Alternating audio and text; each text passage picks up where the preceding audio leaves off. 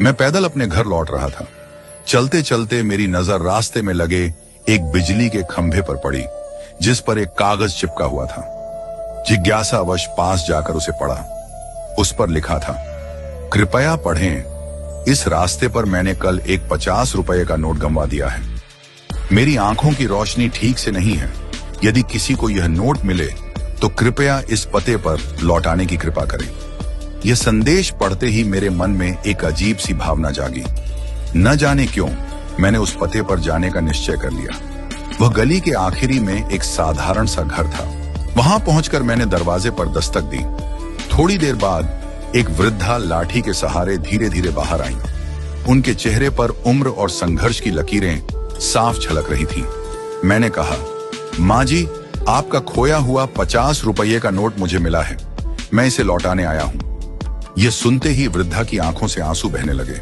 वह बोली, बेटा, तुम मेरे घर से पहले 50वें इंसान हो जो ये 50 रुपये लौटाने आया है। मुझे नहीं पता कि किसने ये कागज लिखा और मेरी मदद के लिए यहाँ चिपकाया।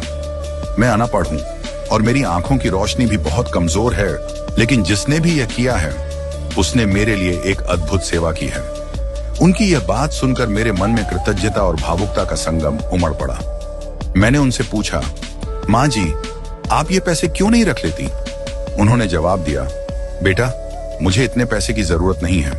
लोग मेरी मदद कर रहे हैं, पर मैं किसी के सामने हाथ फैलाने में खुद को असमर्थ पाती हूँ। यह मेरी स्थिति है, लेकिन यह कागज जिसने भी लगाया उसने मेरे लिए जीवन की आशा को पुनर्जीवित कर दिया।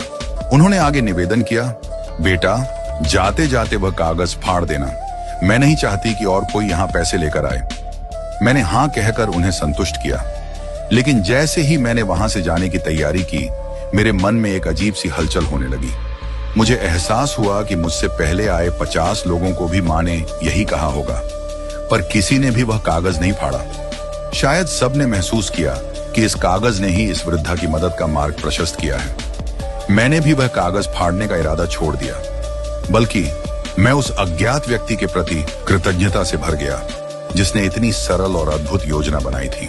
मदद के तो कई तरीके हैं, लेकिन ऐसा अनोखा और आत्मसम्मान को बनाए रखने वाला तरीका मैंने कभी नहीं देखा। यह घटना मुझे यह सिखा गई कि सहायता करने के लिए संसाधन या विशेष अवसर की आवश्यकता नहीं होती, सिर्फ निस्वार्थ भाव और सच्ची नीयत होनी चाहिए। कुछ अच्छाइयां ऐसी होनी चाहिए जिनका साक्षी केवल हमारी अंतरात्मा और परमात्मा हो।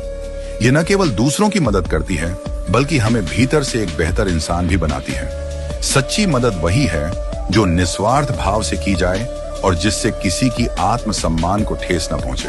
अगर ये मदद आपको पसंद आई हो तो वीडियो को लाइक करें और शेयर अवश्य करें, ताकि और भी लोगों को इस मदद करने के तरीके से कुछ सीख मिले। राधे राधे।